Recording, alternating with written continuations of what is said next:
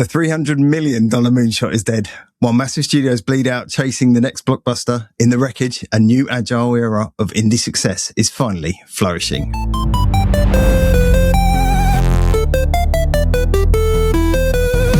Dan and Dan with a gaming flair, pixel dreams and worlds to share, joystick tales and button cues. Welcome to Gaming Views. Hello and welcome to Gaming Views. Joining me, as always, is Dan P, a man whose unplayed game backlog is officially larger than Ubisoft's entire development department. Well, it is now. He insists he's waiting for the right time to start his library, though he's currently 3 days deep into a 40-hour grind on some obscure 2D indie game he found on a forum. Honestly, the sheer mental gymnastics that man is taking is required to justify that schedule is the only thing keeping his current back injury from flaring up again. Dan P, how you doing, my friend? You know me, I don't swear much, but my back is fucked. And was the word gymnastics in there to make fun of me? Little bit. I mean, you weren't doing any, I hope. That's not what... No, I went to pick a plug up. So everybody, the reason why last week you got a rerun was because I tried to pick up my Steam machine. That's not his Steam Deck plug off the floor. That I went to pick a plug up. That's the oldest old thing I've ever heard. Threw my back out. And I'm in agony. And I went to the doctor in the hospital, and apparently there's no patch or upgrade that fixes it. So, no. Back so, files. No. I'm in a bit of pain, but it can't make us any worse than we've been. Oh my God. I'm not in pain. I don't know what my excuse is. I've just been, sorry, it took us about half hour for me to get the opening right. I don't know why. I can't write and I can't speak and I can't get the word 300 million right either.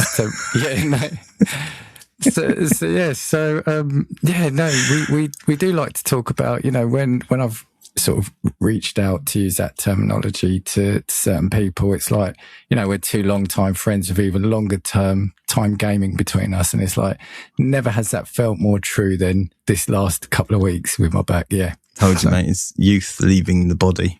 That's the problem. Look, what it did do is give me some time to play some games, which thanks for that. It was very kind of you.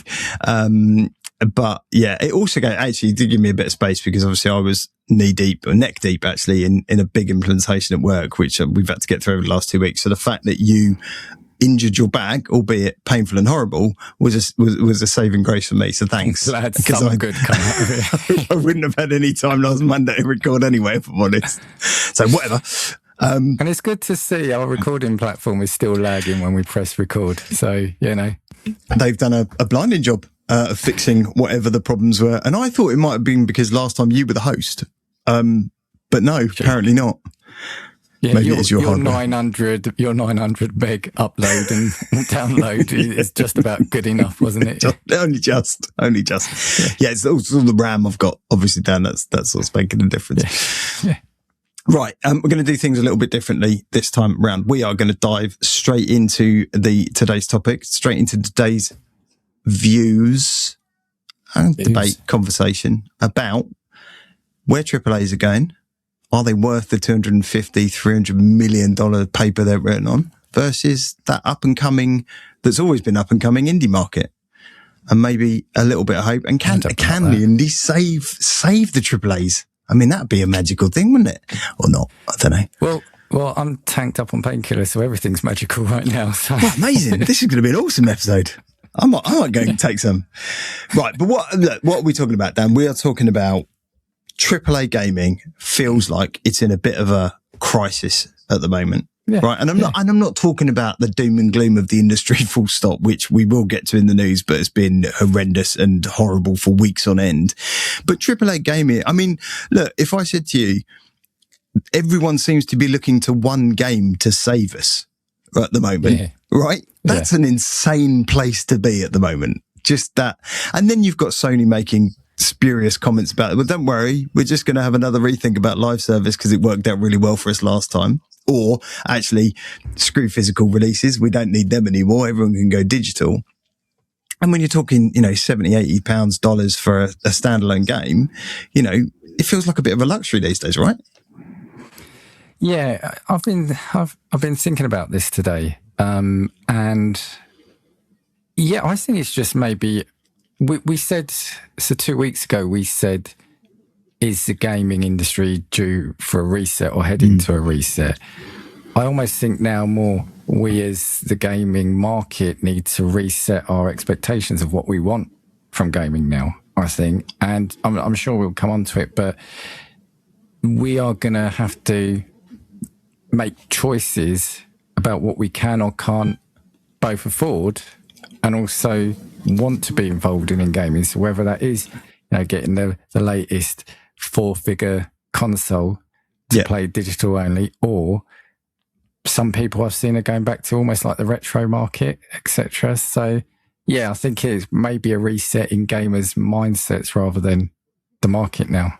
Yeah, totally. And all of that kind of fluctuation across the market, all of the news we hear and all of the news as gamers, we love our hobby, we know that.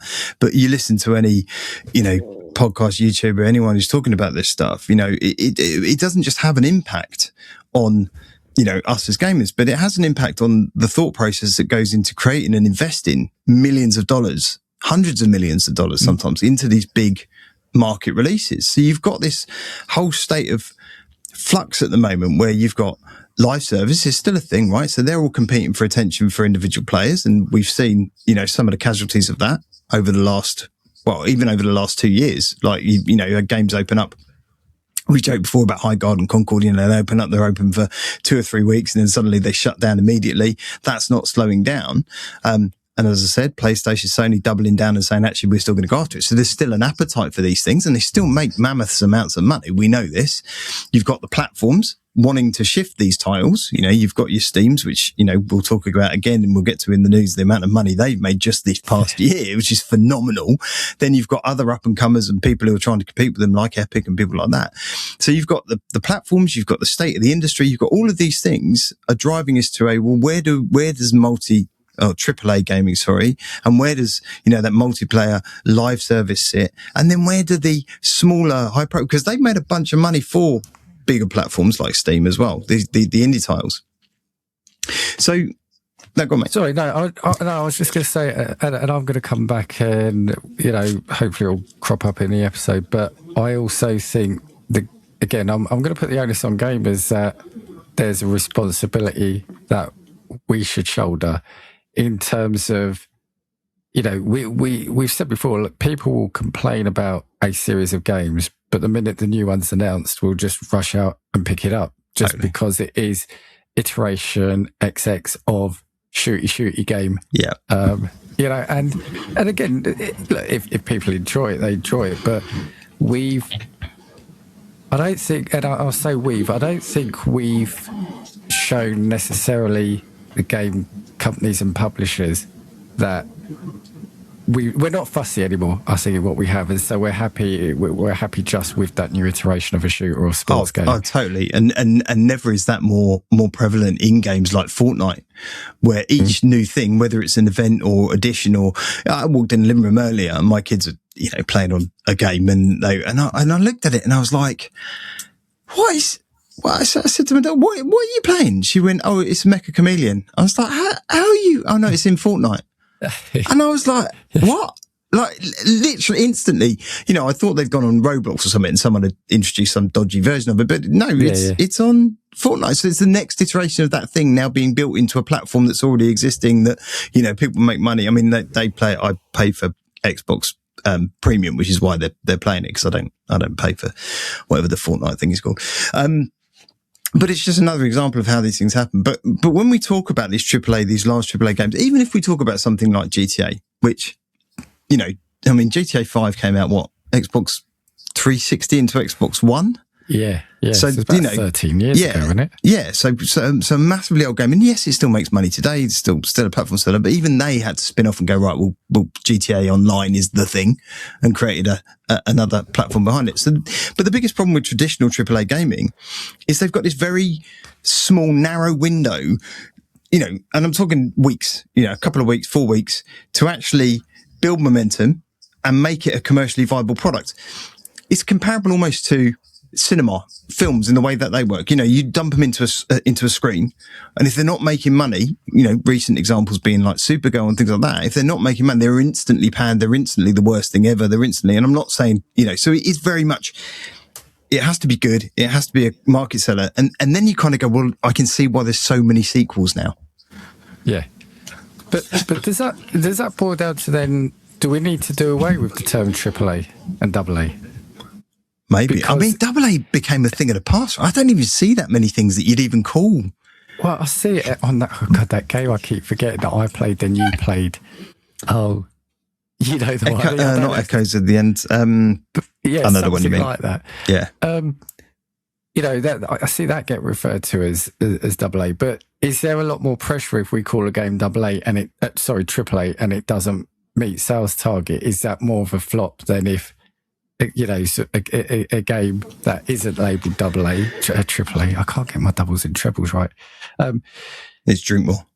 Yeah, but potentially budgets might not be massively, and look, I know someone will say, yep, you know, because a AAA should have a much more higher budget, blah blah blah. But what I'm saying is, should we just do away with terms like this? I mean, not in this episode because we need to. It'd be stuck there, wouldn't we? Is it just indie versus, you know, not indie or big budget game? But that's the thing that generally separates them, isn't it? It's the and we will talk a little bit about how that dynamic is changing as well, because more often than not, because they, you know, these AAA single player, generally single player, sometimes multiplayer, have this very short lifespan of momentum that they need to build within that period of time. It's not just the money that's spent on the product itself. It's obviously the marketing, the hype, everything that needs to go into it. You know, your Steam front of your Steam store and all those things that need to go in. They need to be considered in terms of they're paying for those. You know, that all builds into that whole cost. So they're, you know, they're the kind of single player models, but then you've got the live service models that are meant to be built to grow and be sustainable for years and years on end. So they don't have as much of a problem as these big bang AAA games. I am going to keep calling it AAA, Dan. Big bang AAA games. I can't do another word from high budget, stupidly ridiculous high budget in some cases. So, but obviously, you know, budget's a key thing around this, right? Because then the publishing houses, they've got to be cautious because, you know, studios, as we know, they run late, and that's happened a lot, particularly, and I know COVID had a huge impact, but particularly there have been a number of high profile games that got delayed, and eventually released and maybe didn't do the numbers they felt they would. So all of this, you know, is building up within the industry.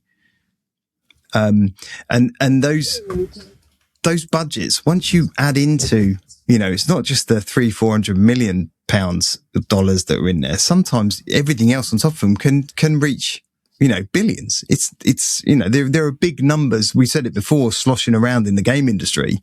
And so a lot of publishers, and you can see why they do it. Well, no. The budget, no, the marketing budget, sorry. Do we need to spend that much on? Do we need to be told sort of 24/7 that there's a new GTA game coming out, or there's a new Call of Duty, or there's a new FIFA, or it's almost insane with GTA, isn't it? You almost think with a game like that, you don't actually need to market it anymore. You literally go, we're releasing a game on this date, which might have been, you know, 3 years ago when it was due to come out or whatever, but we're releasing the game on this date, and the marketing, it's a self-fulfilling prophecy. It just kind of goes, well, everyone knows now.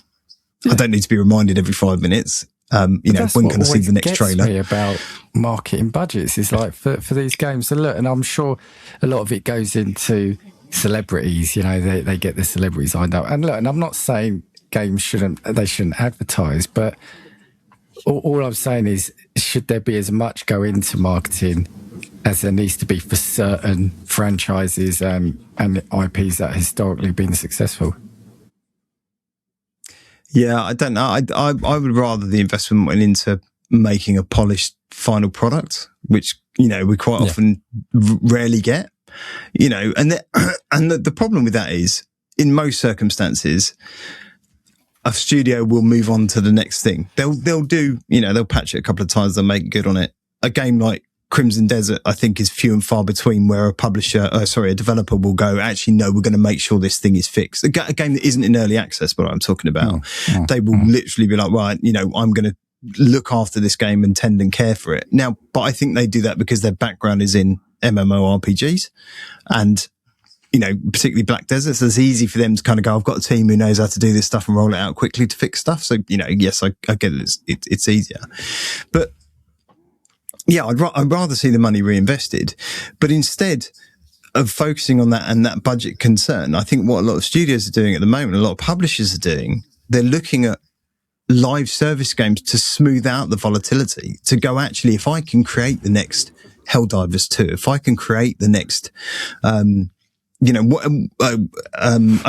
or, whatever game it happens to be, I don't need to worry so much about the money I throw into a AAA game or a large budget game, because actually I've got something sustainable sitting in the background. So you can kind of see, you can kind of go, well, I kind of get why you'd want to do that.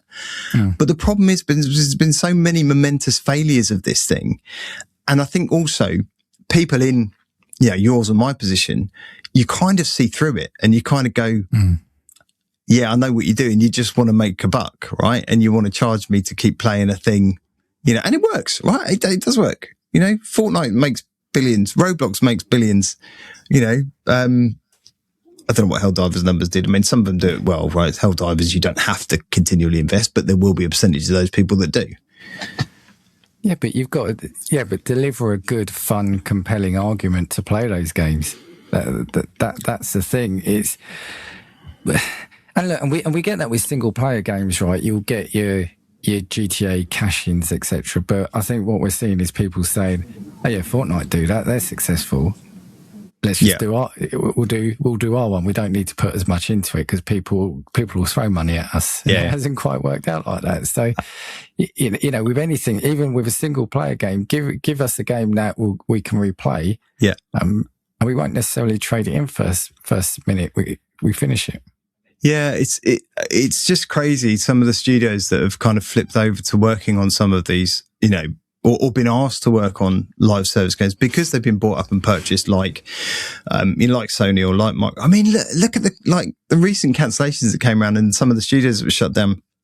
You just look at Sony, like Naughty Dog were working on a multiplayer Last of Us. There was the studio that got shut down recently. I can't remember the name of the studio. I do apologize, but that were working on the multiplayer God of War. All of these things are kind of like Sony made a real hard pivot to this. And then you've got games like, Double Fine bringing out Kiln. All right, not a live service game. It's a weird, that's not a studio you'd go, are they going to release a multiplayer game? Because I can't wait.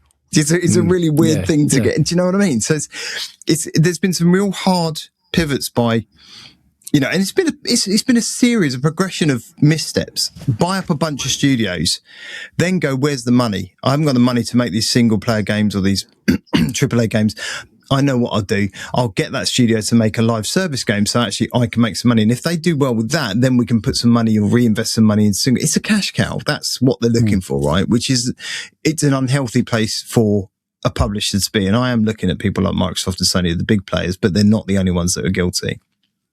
So I'm hoping we're going into more of a correction phase now, more correcting time where, apart from some of the comments from Sony and some of the bullshit that's gone on at Microsoft and with their jobs and with their redundancies recently, that actually we're going to see a step away from that mentality and actually stop chasing that live service model of a way to make money. Unfortunately, I think Sony's gone a little bit too far the other way in going, actually, the way we'll make money is to stop the second-hand market and we'll stop, people, they've done, they're correcting in maybe potentially the wrong way. But, and it is a story we'll get into. And sorry, all I'll say on that is, so what they're going to find is a backlash from the gaming market because of that decision rather than seeing money pouring in because of it. So yeah, absolutely. Yeah. And look, we've spoken already, there's been some significant, high profile failures of some of these games. We talked about the Concords and the High Gods and things that were pushed very hard onto gamers. And I do think there's a bit of fatigue going on in our heads. It certainly is in mine. Yes, look, we had fun with Arc Raiders. We had fun with Helldivers too, but there was nothing in there to sustain us and keep us going back. Although we did for, a good few months. Arc Raiders, I think, is a prime example of where the thing that frustrated me around that was the balancing issue in it. and it just wasn't built for what Yeah. you or I wanted to get out of it. And then the fun disappeared because of it. Do you know what I mean? And, but what strikes me as insane is how you can invest so much money.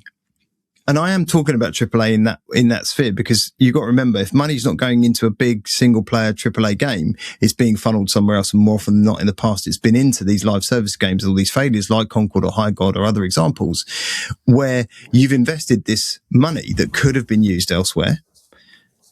And that game's failed, but not just failed. It's failed catastrophically, where you've taken it offline within weeks because you've done the math and gone, well, actually, the uptake's not enough. I'm going to have to pay X amount of money to keep the servers open. I'm going to have to pay X amount of money to market. I'm going to have to pay X amount. And you kind of go, well, I just cut my losses and run. Almost like the movie industry does with films, like Batgirl and, where they shut them down, they go, well, I saved on tax. Yeah, but what gets me about this, though, is that things like Concord, etc., were shut really quickly. And look, I'm not saying... none of us are here to lose money, right? And if there's a pit in your garden and all your money's falling into it, you're going to want to sort of stop that quite quickly, right? Yeah. But the thing is, would it be better to look at investing in it? Because, as we said, we've discussed them on here a number of times, and look, and this one isn't a AAA game, but my point is No Man's Sky. Yeah. Really bad launch, but look at what they've done since, investing in it. Cyberpunk, really bad launch, but it now features in people's top 10 games. Yeah. So, and like you said, look, they've got money people that are cleverer than me at working this out. But what I'll go back to is how much money are they sinking into these bare bone games at launch if it's easier to cut it off, including everyone that's working on it, rather than say, all right, look, instead of working on this other game we're going to do in the future, let's focus on this and try and make a success. That's where my head can't comprehend the kind of figures we're talking about and why it's costing that much. Because, like I said, I think some of the earlier games that we've mentioned, Fortnite, etc., how much did they get sold? What was the investment in that? Right. And what's it? I kind of think of it like I've spent, I don't know, 4 years building a house, right? And the house gets built, but within the first few weeks, no one wants to buy it. So do you know what I'm going to do? I'll tear it down. I'm like, exactly, do you know? And I'm like, exactly because and the reason I like it so is because there's still utilities you're going to have to pay. There's still in the UK council tax. There's still, there's still money you have to continue to invest in that thing to have it there, if it's still there. And yet the easiest thing to do is go, I'll tear the house down then. Do you know, instead of putting the roof on, Dan, that you left off, unless the person buying it paid extra to put it on. there is that. There is that. They don't have to pay I'm just going to tear it down. But yeah, sort of joking aside, that is a comparison. And again, what, houses as well, you can knock them up for quite cheap or they're going to be expensive, but surely you've taken the effort to build it, try to make it through. Look, what I'm saying is I don't think 6 weeks surely is enough to say, right, I've put all the eggs in that basket, it's got to go. No, it feels like madness on that side of things. But look, live service is a problem that no one's yet to solve. Maybe Sony will have the answer, who knows? But the point is, it's been a big part of our community, the gaming community, for years. And I think people are starting to gamers particularly are starting to get slightly fatigued with it. We see the numbers drop off quite significantly on a number of these games recently. And I think people are, certainly some people, maybe people more of our age, because there's a generational thing to be thought of here, are turning more back to those single player experiences, or even sometimes multiplayer experiences that aren't driven by live service or by greed or by, whatever it is they feel it's been driven by. So what does that mean? It means if money's not being invested in large scale gaming, large budget gaming, AAAs, and it's not being invested in live action games, or it is, and it'll be in the wrong way, what's the answer? And I think if we take a step back and look at the industry and we look at and I certainly think of some of the games I've played over the last few years that I've really, really enjoyed and really got into, I'm wondering if the answer is indies, or even more specifically, I'm going to blow your mind now, Dan, AA indies. Yeah. Right? Because I think there's this gap as well, which we can talk about, of indies as a true independent developer. And there are enough of them. Mecha Chameleon's a great example, right? It's like one guy making ridiculous amounts of money and selling, 15 million copies or whatever he's done now. And then you've got studios making indie. I mean, what was, Clara Obscura, right? Indie Game of the Year. Yeah. AA indie. Do you see where I'm going with this, right? Yeah. So indies. Baldur's Gate. Yeah. Baldur's Gate 3. Yeah. Could be.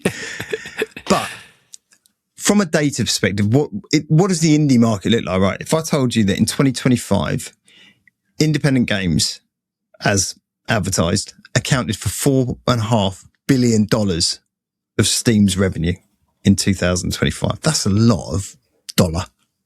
I don't know what it is in pounds. 3.8 million pounds, something like that. Yeah. Give or take that. I don't know, but it's a lot of money. But I think what those games are doing, and again, I keep going back to these games I've played: Dredge, Dave the Diver.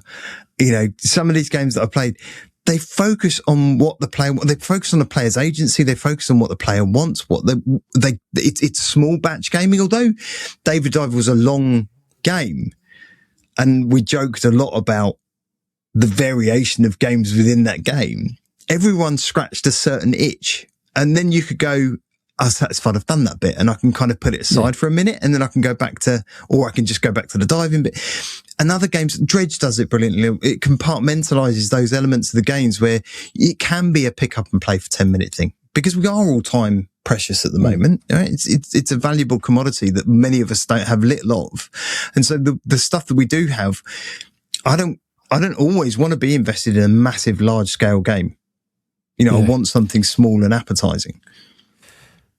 You see, I think the issue comes back to what you said at the start again, is about budget. So we're generally saying AAA is based on the amount of people that work on it, and more specifically, I think the budget that goes into it, right? Yeah.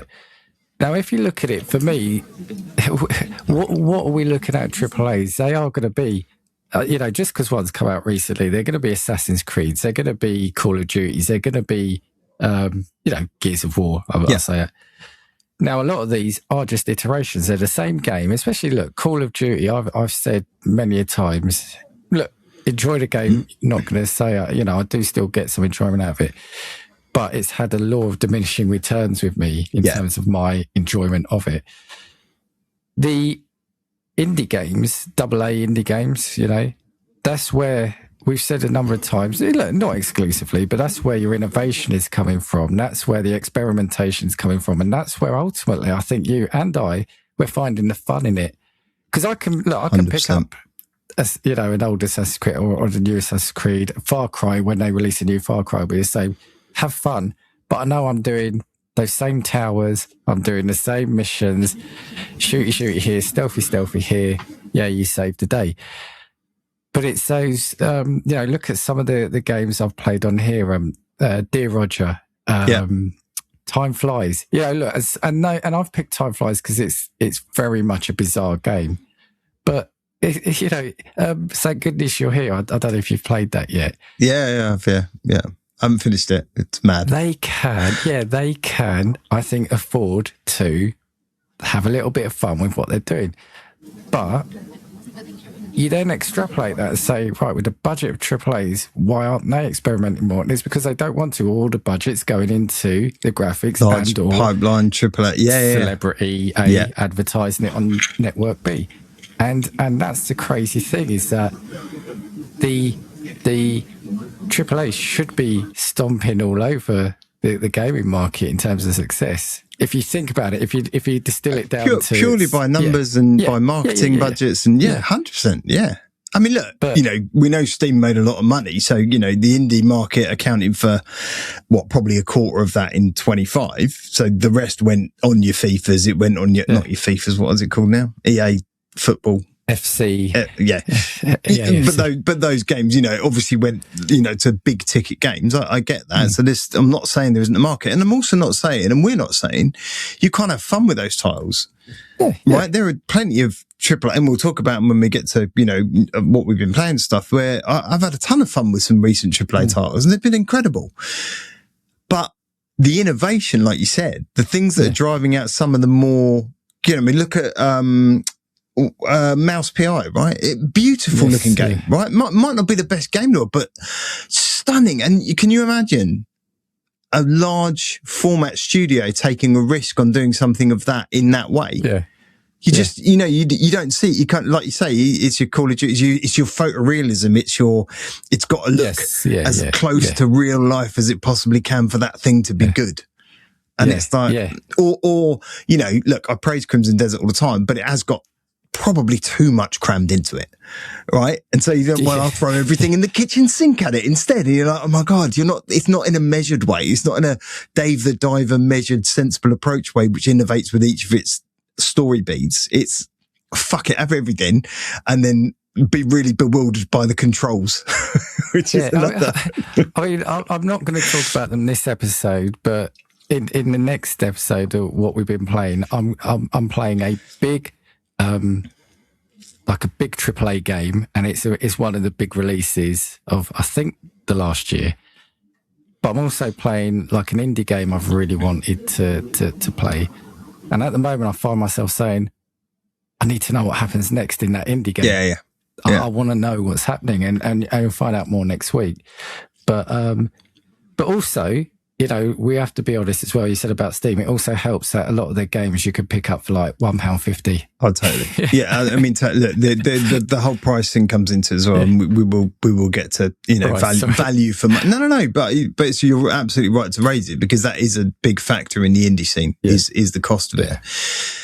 But actually, we know that in 25, over 20,000 games were released on Steam, and you think about and by just last month this year, it's already over 7,000. So we know that Steam does numbers.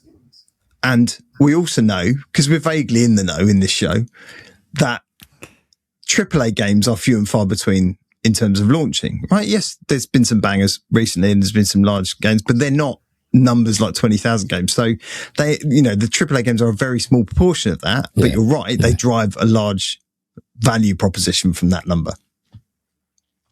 But it's the indie games within Steam. They tend to have a better. I try and think through what I'm trying to say. The reviews on those games tend to hit harder. They tend to be more well received than a lot of the AAAs, and I think that's because gamers are consciously aware of, or even subconsciously aware, a lot of money's gone into this thing, a lot of marketing's gone into this, it's been driven in my face. If it doesn't meet that very high expectation I've set for that thing, I'm really quickly they don't give it a lot of bandwidth. Do you know what I mean? Yeah. Like, whereas it's an indie game, you're quite like, do you know what? It's a bit janky, but I'm all right with that. And actually, I still had fun. It's a really good point, but should that matter? As in, should we be lenient on a game that's been indie developed as opposed to a budget? And look, I think we should be. But if we were, again, like, imagine we're doing a taste test, right? For a food. I love food. And you might have something that's mass produced by a big company, and you've got something that's handcrafted by let's say it's a pork pie, and it's handcrafted by a butcher who spent years perfecting a recipe. But in a blind test, maybe the mass produced one might come out right as the winner. Should the result then be changed because it's, we don't want a big multinational run it? Do you see what I'm trying to say? Should we be judging the game for what it is rather than be harsher on like a massive studio and more lenient on an indie? I think we should, but I'm just asking the question. No. Yeah, I mean, screw those guys. You know where my head's at.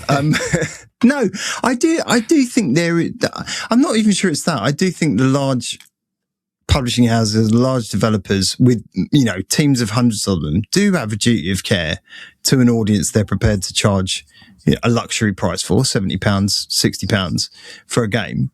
And they do have a duty of care to release a product that is of that value proposition. Because otherwise, what's the point? Right? If I'm buying a game and there's been enough of them, but you've paid an awful lot of money for, and it just sucks. Not because you suck at it, right? I would never say a game like that sold mega stacks, like Elden Ring. I wouldn't say, it's not my place to say that game's bad. I don't think it's a bad game. I think I'm bad at it, right? But I don't think it's a bad game. I think it's a great game. And I know that because I've seen enough people who are good at those types of games talk about how great it is. They have the experience I don't have, right? I'm the guy who picked up Dark Souls and played for 2 minutes and went, no, fuck this, I can't play it, right? So, but I bought it on the hope that I could become good at it and a little bit of the hype, right? So I'm that guy, the hype machine's worked. I'm going to go buy that thing now. Yeah. But it's not my place to review it and say it's poor because I'm bad at it. And I don't think that would be my position. But that game had love, care and attention put into it before it was released. And you could see that. I'm talking about the games that release that aren't good and still you're still charged a lot of money for. And it's almost like, well, we don't care because we've got you. The fucking recent Call of Duty, right? Yeah, but that's ultimately why I say about, if you lose these bandings, that shouldn't matter. I mean, we sometimes get the £40 games that are then classed as a AA. I'm struggling to think of a recent one. Well, there was that game, wasn't it? What was the game that was on the show and I wanted to look at it, not Samson. Do you remember? It was in one of the shows and you said the combat looked really janky. That was Samson. Oh, was it Samson? That was Samson, it was yeah. Samson. So that was released at £25, I think, wasn't it? Yeah, so it's like a GTA, wasn't it? With it? Yeah. Yeah, so I think if a developer knows and a publisher knows, that's when we do it. But it's more a case of it feels like it's being used to try to combat, to back your point up, to agree with your point, to soften the blow of a bad game rather than we're trying something new. Look, this could turn into a massive franchise, so we're gonna price it at a price where we can hopefully attract a few more heads. Yeah. Yeah, whatever's happening, the indie market, I think, is shifting, right? And I think there are a few things that have led to that. So one of the most significant was earlier this year when Steam, the storefront on Steam had a slight redesign. So rather than kind of being focused purely on large scale AAA games, or the popular upcoming, which was more often than not a paid for, we're going to stick our game here, or stuff that was purely stuck on a wish list. What they did is they've created this algorithm now, and I don't know if you've used it. I used it quite a lot, but the personal calendar. Yeah. Which I think is a phenomenal innovation from Steam, and really kind of allows you to look and see games, and a lot of them are indie. I mean, if I looked at mine now, I looked at it earlier today, it's stacked to the brim with indie games that I like, things I've liked, or things I've had on my wish list. They won't be the AAA recommendations of those things. There might be a similar too, but they'll be the indie games, and they'll be on there, they'll be $10, $15 or whatever it is to pick up.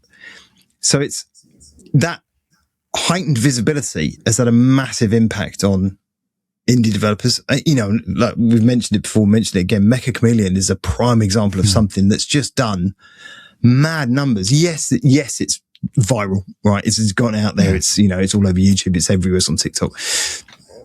But that wasn't by accident. That thing became a hit on Steam before it became a hit anywhere else. And then it became, it just built that momentum and made that guy a shitload of money. So it's become this interest first rather than popularity first move for indie games, which is super positive. Yeah, I mean, I wanted to go back to what you said, but have you got anything coming up about discoverability after? No, it was literally...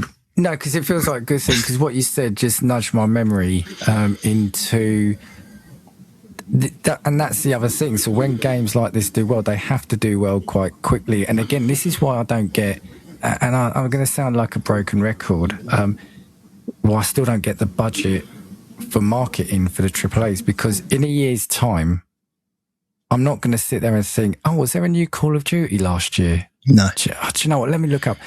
But that indie game that came out and, and maybe, not necessarily a Mecha Chameleon, but a game that did well, in a year's time, that's going to be hard to find potentially. If you're a new customer or someone just browsing Steam, but you're always going to know that there was a sort of generic shooter number 521 that came out in the last year. So you're always going to find that.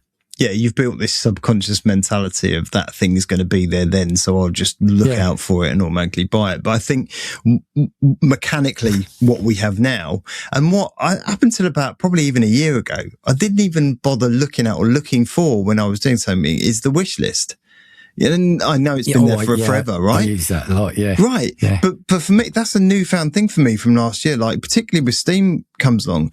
And I think because we've been doing this podcast and I listen to a lot of other people talk podcasts and games they play, I now see this stuff. Or I just happen to come across a random video like that, Guns of Acheron or whatever it is. And I literally just go on Steam and I'm wish listing that. And now I've got this ridiculously long wish list. But what's great about that algorithmic approach to it is it's going to start recommending things that it knows I'm wish listing.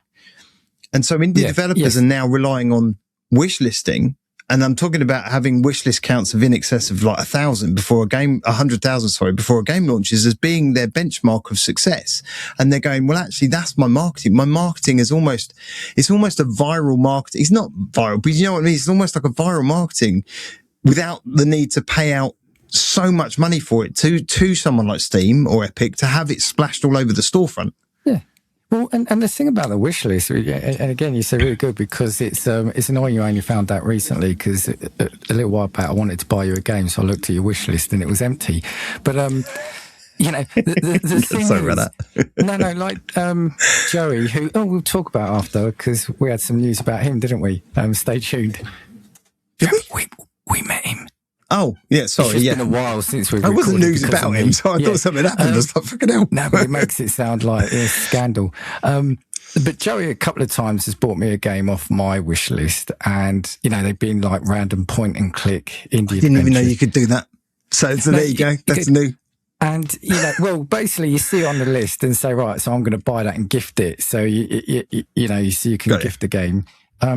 But then he's asked me, oh, what is that game? Or, so I'm like, now I'm going to look at your list. And if I see something I'm not aware of, I'll look into it and think, oh, do you know what? I'm going to pick that up for me as well. So, like you said, it is a great form of advertising, which doesn't cost anybody anything other than the person buying the game. Absolutely. But you know what is another great form of advertising? And look, we are talking primarily around Steam because of the numbers. NextFest. What better way to get your product known, seen, in front of people, demoed? I mean, I've got a bunch of demos I downloaded recently on Steam that I'm still waiting to play. What better way to do it than to have something like NextFest? And, the forums, the podcasts we watch, the people who talk about this stuff, they around that time, they talk about all these great games they picked up and tried. And so I'm instantly going, I'm going to go and wishlist that, or I'm going to go and download that demo. And I think, are you talking about one of them today? In what we've been playing, or was that? Yeah. So, but that's a great example of something that we've seen and gone, but all through something like NextFest, where Steam have picked a bunch of people, talked to developers, but a bunch of developers, they've talked to them and they've gone, look, we'll stick it on, we'll see how it goes. But it gives them a real good stress test and measure to collect that data and player interest in that thing, bumping up your wish lists, seeing how many people downloaded the demo. Yeah, all of those things I think, there's much greater focus is the point on kind of indies or independent games, much more so, because you don't get, the AAA games in your NextFest things. You don't get those games that are, like you say, in the public ether already that are going to happen. Yeah. I just think discoverability is got to be the biggest thing between the AAA and the indies, and that's why look, Mecha Chameleon.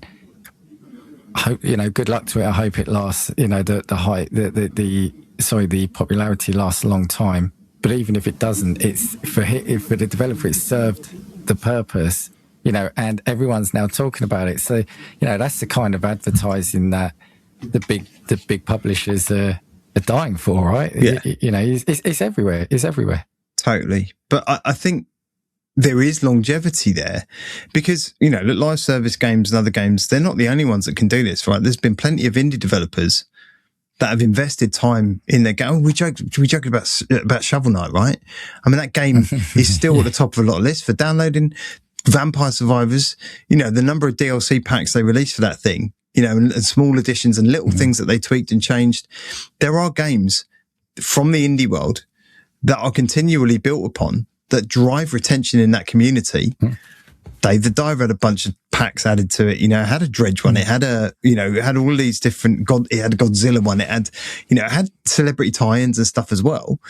But they all did these things on a much smaller scale to make sure there was post-launch support and make sure the community built up around it was looked after and you know, they could continue to retain and people and get more people into it. I mean, like Dave the Diver is a prime example for me. The game was fucking hell, what, 4 or 5 years ago, and then I fell into it and went, oh my god, I love this game.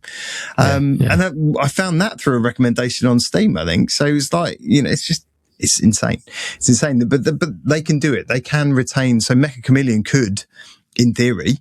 I mean, if I was that guy, I wouldn't bother. I'd be like, I made it. I made a load of money off it.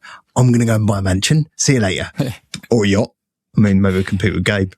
Isn't it like, what's his name? He's the Game of Thrones books. Is it George R.R. Martin? He hasn't finished the last book yet, has he? No, he hasn't. I'm going to have a word with him because he really doesn't need to. No, he really doesn't need to.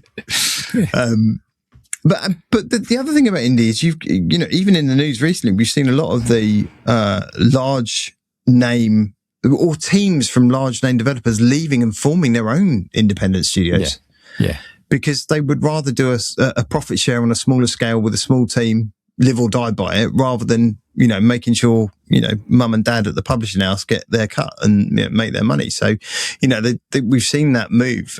But I think there's a problem in doing that is around where does the investment come from?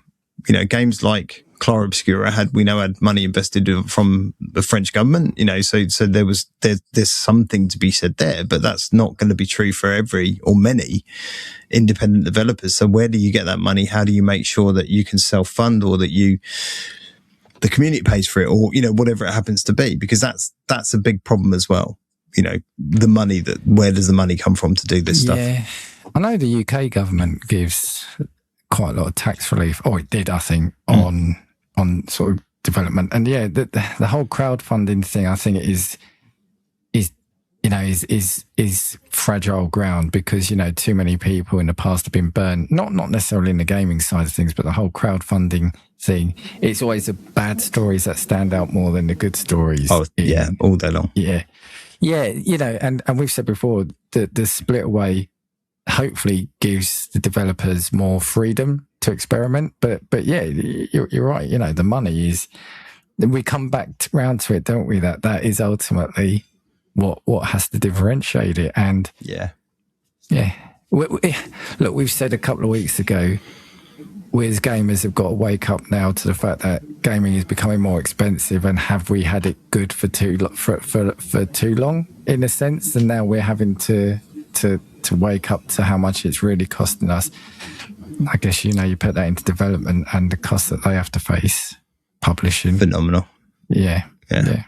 All you have to do is stop making discs and they'll be fine. Apparently, Dan, that's what you need to save loads. You save loads.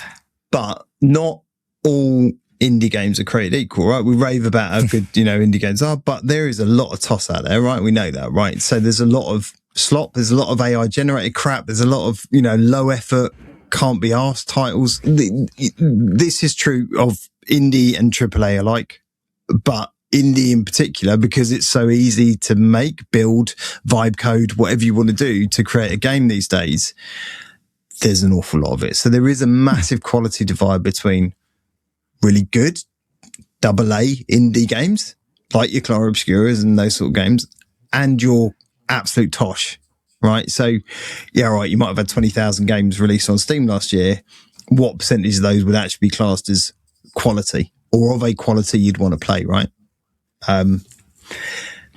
Because I think taking Claro Obscura as an example, yes, what was it? Yeah, it was only a 30-man team. And you go, well, that's pretty good these days, create a game with that class but it wasn't really a 30-man team, right? Because we know a lot of the work was farmed out to Korean teams at scale.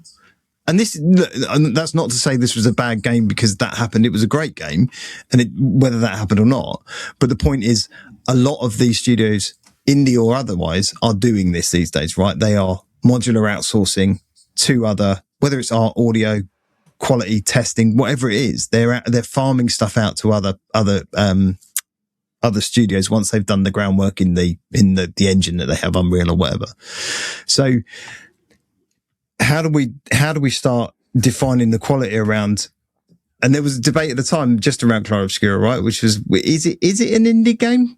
Well, this is it. Go back to what I said. Absolutely, Expedition 33 is an indie game. Mixtape people are arguing, is that an indie game because it was backed by Annapurna? I mentioned earlier Baldur's Gate 3, but because Larry and the team, are seen as like AA, but I can't remember who it's published by now. So it's, again, the argument and people, and this stems from the whole console wars, people picking and choosing what they think is and isn't to suit their argument, right? Yeah. Yeah, and I think some of the more successful ones, or successful niche games, have been built around wanting to get in front of a specific community or group of people. If I think of something like Despelote, which you played, right? Yeah. It's never going to be an indie game that I pick up.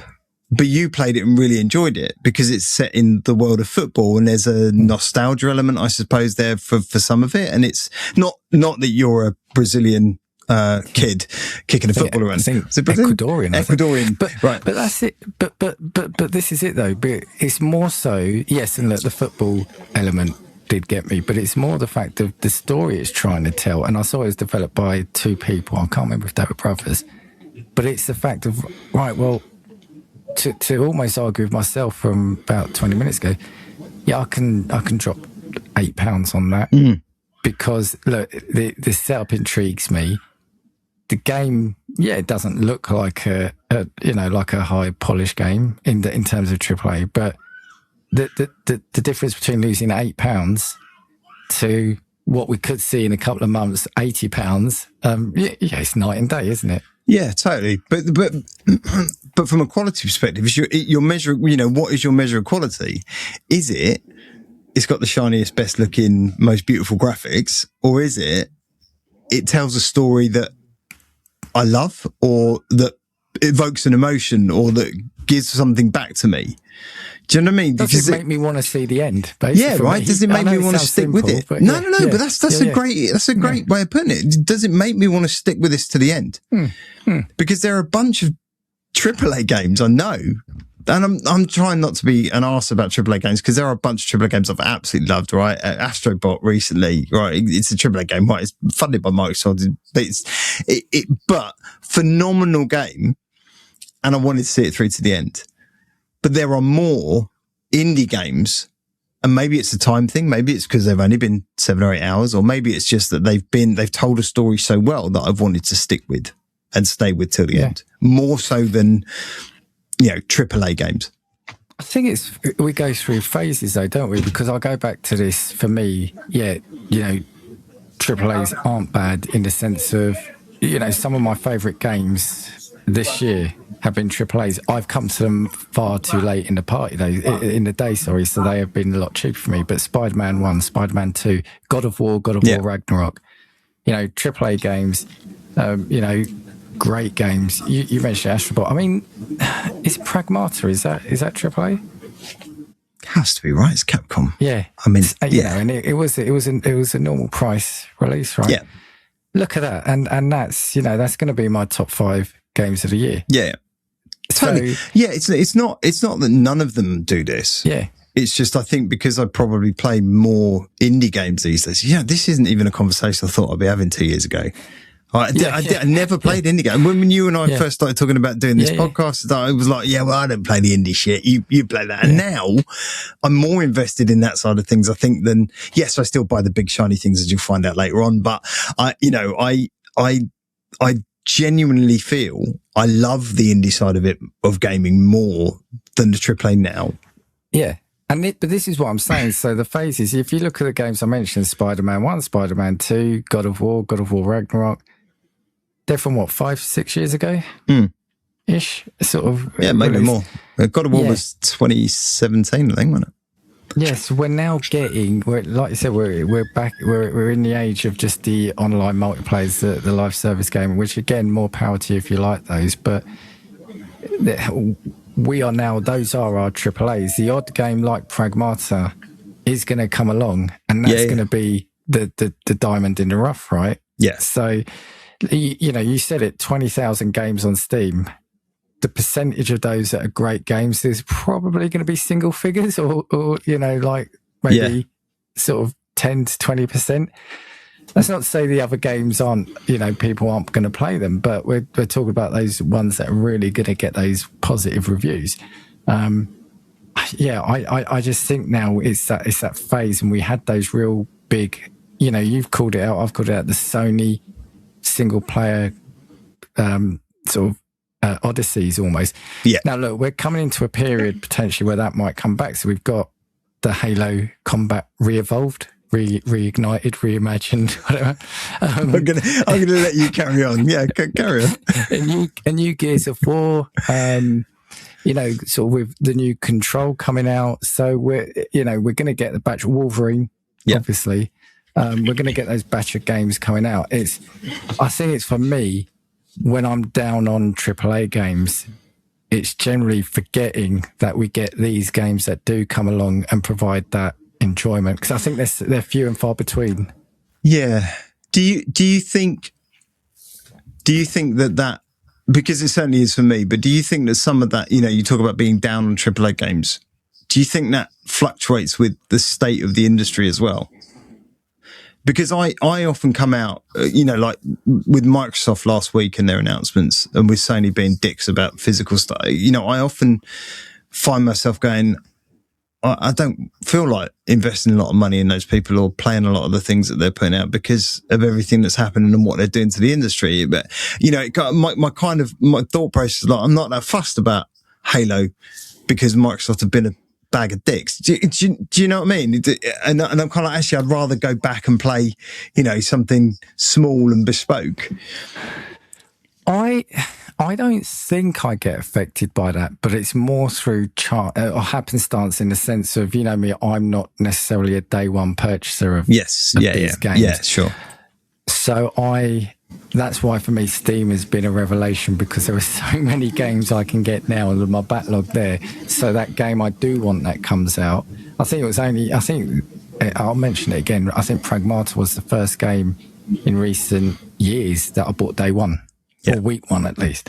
I don't know. I don't think I've let these things affect me, and it's weird because ultimately we're just going to feed into the problems that these companies are having.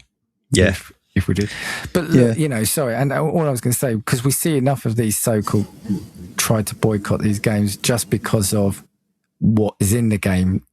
God of War Laufey, we saw the reaction. It's not, my mood isn't one of boycotting. It's more of just where my mind goes when I'm deciding whether to make a purchase or not.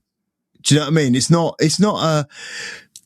I guess it's a gut feeling, right? It's intuition. It's a gut feel. It's like, you at a point in time, you're like, fucking everything's a bit shit at the moment. I don't really want to spend 70 quid on a game from, someone who's been an arsehole to people they've, done over, or I don't know. Sorry. What I was going to say is it's probably, I haven't bought those games, but more often because those decisions come at the end of some really bad decisions anyway. So like I said, for me, Call of Duty, I haven't played properly for years now. Yeah. I'm just trying to think of anything else. Yeah, even like EA with the FIFA games, the last one I probably played properly was about 3 or 4 years ago. Yeah. That's not because of like the sale to Saudi and all the AI stuff. But it's more, I think, they've been putting out bad games because of that's what I mean. So it's dipping probably, quality. Yeah, not necessarily consciously done, but it's a byproduct of those decisions they're making. Yeah. I get you. It makes sense. So what? All right. So how does AAA gaming be saved? Because we ain't going to do it. I mean, we're not all heroes wear capes, Dan, but I can't save AAA gaming.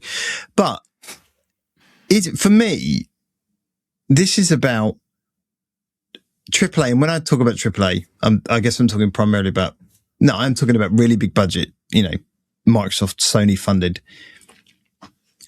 Do you think it would be better for them to adopt a more indie philosophy approach to game making? And what I mean is, more of the approach like Larian and like the people with the early access, right? No Rest for the Wicked's another great example of a studio, small independent studio, who've gone out and, done their own thing and created an early access for a game to build the community around it and to build trust. Moving away from that, farming it out to other studios to do things and keeping it in-house, and trying not to make that thing that I said Crimson Desert was guilty of, that everything game, but focus on the something game, the thing that's, that does something really well. So not the, focus on the philosophy, but not the budget. I'm not saying they can't invest the money. They can't have the money if they haven't spent it on live service, but use that money to create games that are curated and carefully crafted and have feedback from, we know the gamer isn't always right. I get that, right? Not everyone, because we're so split on what we want from games, even if it's the same game, but at least build a community where feedback is listened to, heard, and either built in or not. Right? Because that happened a lot with No Rest for the Wicked. There were lots of things that people wanted, and the studio just went, well, why would we do that? That's not where our vision is. So stick to your vision, but, hear what people say. I mean, Crush, can you imagine where Call of Duty would be right now if they'd actually done something like that? And I'm not talking about an early access, but they actually listened to some of the stuff that people have said they love, because you've got people in there who've been playing tens of years, particularly in the multiplayer, and going, why have you done that? That's a mad thing. Don't do that. Not just because I just want what I've always wanted, but just because it doesn't make sense. Yeah. I just think it would have been in a different place. It's difficult. Well, the easy answer to what you said is just yes. Stick to the vision. What you said is right. But look, I do. You sometimes see from, or if I was to side with developers, if it was for gamers, we would have probably the same game every year, just with a new badge. Literally, because we don't want to change much because that game was good. But I'm almost like, have a look at, I want to say to them, like the AAA companies, have a look at some of the ideas you've thrown in the bin. Just dust them off. Have another look at them. Take that risk. Do you remember we used to get like budget range of games? Yes. Back in the day, even on the PlayStation 1. Yeah, Platinum. Maybe have like have a budget division in the company to release it, say, right, we're going to give this team X% of budget. It might be like 20%. Like I said, I don't know numbers, but 20% of a normal budget. Make the game you want, and we'll back it up. But try to encourage. I think that's it goes back to what you said is let's try to push that envelope out a bit, because I mean, have to have a look at how many new successful IPs have come out of these big publishing houses or development houses in the last sort of 5 years. But I don't really remember too many. And I think, give that encouragement. Have a look. Maybe 2 games each year or 1 game each year from a publisher. Try to encourage it to be. Yeah, it doesn't. New. I guess counter argument to what I was saying before. It doesn't always have to be something brand new. I was watching an episode of podcast. I think might have been Nerd Nest or something earlier today. And Jimmy Champagne raised a really good point, and he was like, he wasn't talking about indie versus AAA, but he was talking about Microsoft in general and what they've done. And he was kind of saying, but look, if you want to, like Halo, right, has gone to the dogs recently, right? And you've got Campaign Evolved coming out shortly. He said, but why not just do something? You've got these great studios who know shooters really well, who know how to do things really well. Why don't you just give Halo to Machine Games and just let them rebuild it from the ground up? the whole thing, right? Because the story's become a mess and everything else. And I was just sitting there thinking, what a fucking amazing idea. Like something so simple. Because those guys, we saw what they did with Wolfenstein back in 2014, right? They reinvigorated that whole franchise and made it something so much better than anyone ever could have imagined. And I say that having just recently played through one of them. And I just think, what a genius idea. So I don't think it always has to be a brand new IP. I love the idea of it being a new IP, but sometimes it's just a fresh set of eyes. But also new can be new to the market now at the moment, because as I said, and you said, we've fallen into this live service model online shooter. I mean, look, you started off with this about GTA, right? GTA 6. That's it's going to be more than a 6th iteration, but I'm saying that's the 6th numbered game in that series. The last one was out 13 years ago, and that's going to sell gangbusters, right? We keep joking about, I keep winding you up. If Half-Life 3 came out next month, that's going to sell bucket loads as well, because people are after that kind of experience in a shooter. Now, Half-Life 3 isn't a new game, but the experience you're going to get from it is going to be new, I think, as opposed to what is generally coming out from the AAA side of the industry. Yeah, I do. Half-Life for me, Valve have always said, whatever they do with that series, it has to be a leap in innovation. You know, Half-Life 1, amazing shooter that no one had really done in that format before, or as well as that. And the story told itself, you know, the environmental storytelling, everything. We've got a great episode on Half-Life. Go back and watch it if you can bear the footage. Half-Life 2, screen. Yeah, Half-Life 2, the gravity gun, you know, introduced physics in a much more meaningful way into that series. Half-Life Alyx, you know, reinvented VR, really. I mean, for the Half-Life series, isn't it phenomenal? I've played it. It's amazing. Anyone who hasn't played it, go play it. It's brilliant. So I think Half-Life 3 would have to, they've always said it would have to be a step up in innovation. It would have to do something, you know, significantly different. So I think that would, for me, that would be the reason to buy it. GTA for me has always been, I'm doing the same thing in a slightly prettier environment. And maybe I'm wrong because I'm not a huge GTA fan. Yeah. But what I meant about like Half-Life 3 is that's a shooter that's got the story at the heart of it, and has got sort of some characters that you can empathize with, and you know, and it had like a great cast of characters, and I think that's what we're missing now. And look, and Call of Duty tries to do it, and in the early, you know, the original Modern Warfares, that was there, you know, those characters were there. But we've gone away from that. So that's what I'm saying is, you know, like in the shoot and, you know, the FPS genre, I don't know, I've not played it, and I know it's more action, but like 007 First Light, that's from what I understand, that's quite a tight narrative driven action game. Look at God of War, ultimately you distill it down to sort of hack and slash, some mini arena battles, but you put that story around it. Yeah. And that's what grabs me anyway. That's what grabs me. No. So we're losing. That's what I'm saying is it might be the 6th iteration of GTA, for example, but so it's not what it's doing is new, but the experience it's giving us as gamers at this moment in time is new or fresh.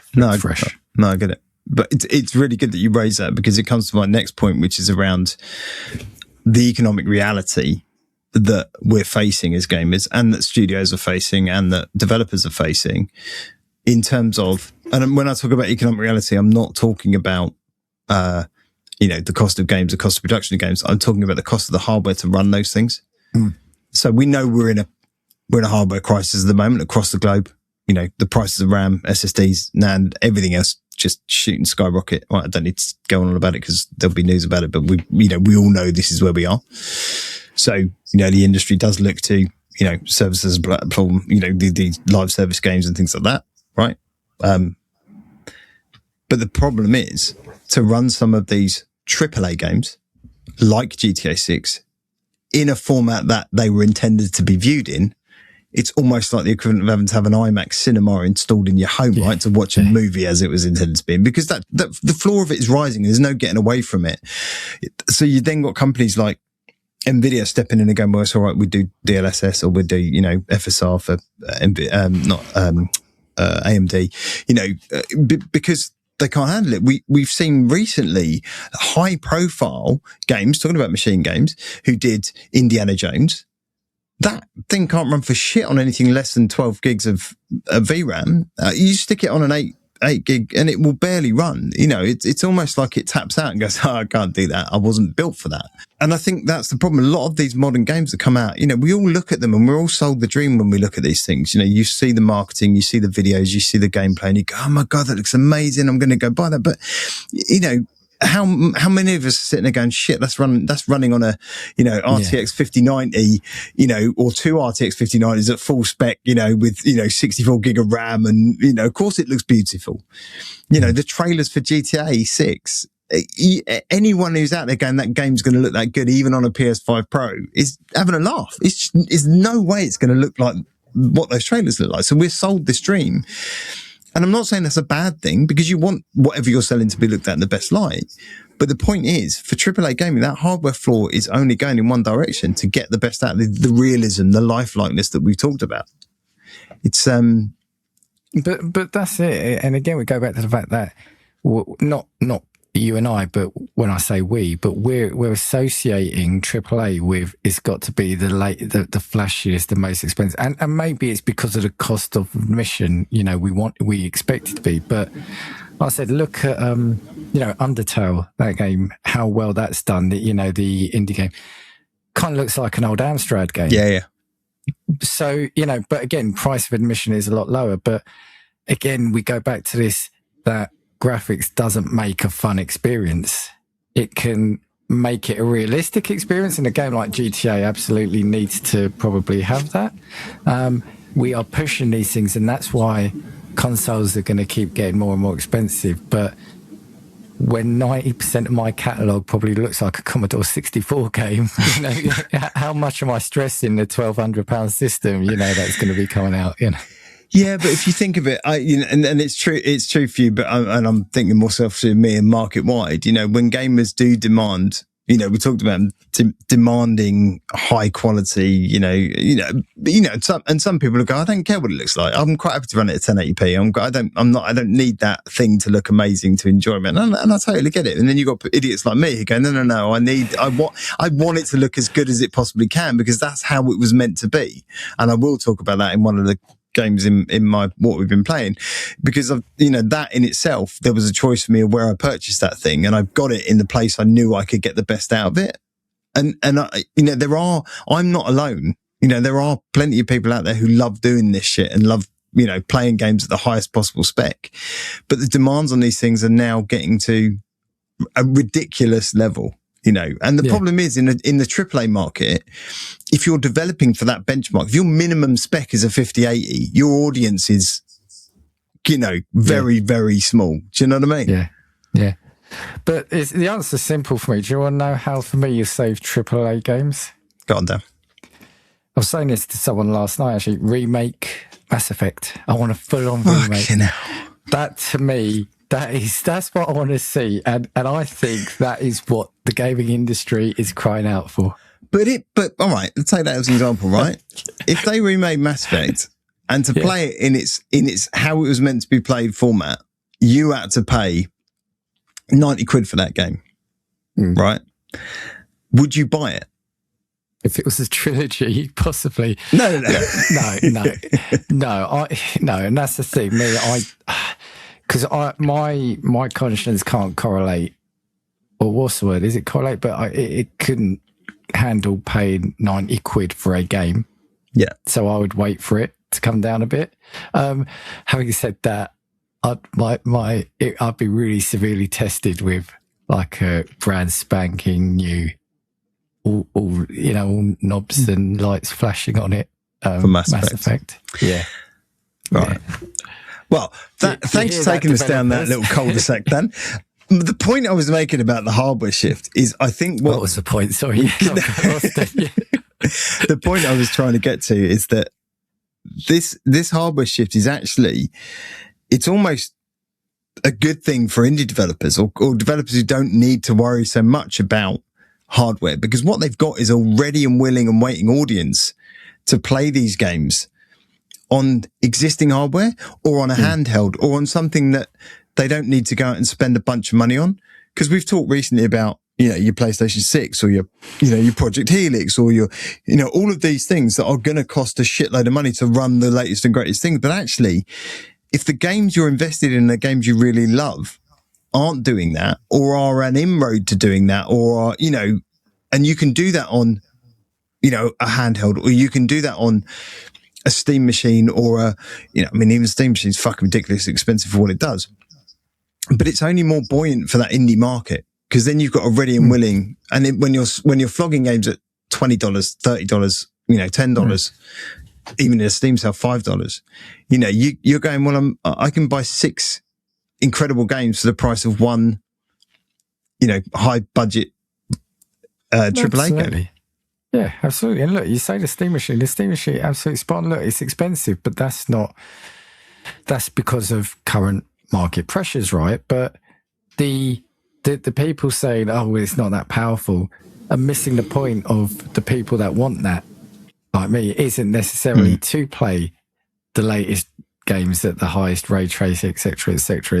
It's about the ability to have that, without angering people, that console quality experience for my backlog and my library of PC, Steam, indie games, ultimately. So, but it will also run well. Those types of games will run well, right? You can get your 60 frames a second. You can get your, because ultimately, a game like GTA 6 or whatever the next big thing that comes out is not going to run performant on something of that scale. Is not going to run. You'd be lucky if you get 30 frames a second out of a 1080p.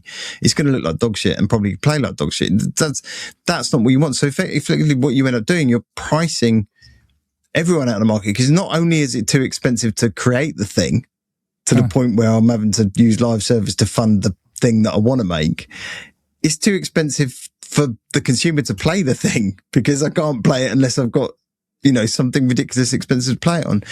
I just think it's, look, my point on this before we move on to our normal run of the mill stuff is I think, AAA is not in a great state, but I think there is an opportunity for them to take a look at the indie market and say, well, actually, what works so well there? Not from a budget perspective, but just from a philosophy perspective, and kind of go, well, actually, can we take some of the practices, some of the things that make them really, really good, some of the things that drive some of this innovation? And I am talking particularly about smaller scale teams, working, maybe not. It feels like a lot of these development teams are scaled ridiculously to the point where it's analysis paralysis and they can't make decisions around what they want to do. Keep it to the smaller scale teams to actually drive the vision out and actually deliver something that's worth having. Because I do love my AAA games. I know you do as well. You're more willing to wait for them than I am. But I've also found myself really enjoying a lot of the smaller budget, cheaper games that have just driven, I think, for me, a lot more fun recently. Although when I get to what we've been playing, it won't sound like that, just to be clear. Yes. So, AAA games, please don't die. I'd love you. And I want more Gods of War, and I want more Spider-Man, and I want more Wolverines. But I also want it all, Dan. That's all I'm saying. But that is the problem. We do. We want it all. We want it all. And why shouldn't we? And why shouldn't we? All right. Let's get on to let's do a bit of what we've been playing. We'll do that. Because you haven't been playing a lot, I imagine. Well, do you know what? I'm looking at my list and realise I must have been tanked up on the painkillers when I wrote this, because the first game isn't the game I wanted to put down on there. No, you also told us you completed that already in the last episode, so it's fine. Yeah, so we'll scratch it out. So just in case I've completed Spider-Man 2, but that's not what I meant to Maybe you did. Maybe in a drug-fueled haze, you just kind of went, I've done it again. Do you know what that should say? That should say Silent Hill F. So it's not even the same. It's got an S in it, Dan. Yeah. But yeah, I played and completed Silent Hill F. Did you love it? Do you know what? It's a really good game. So played that on Steam. Both on Steam Deck and PC. Do you know what? It took a while to get into it because it's not set in Silent Hill. It's set in, I think, 1960s Japan. Yes. So the brain initially couldn't just correlate the fact that I'm not in that sort of grimy abandoned town, in the middle of nowhere in America. But the game itself, I really enjoyed. Now, there's been a lot of criticism around the combat. Yeah, it's not great, but I found knocking the combat down to easy really helped a lot on that.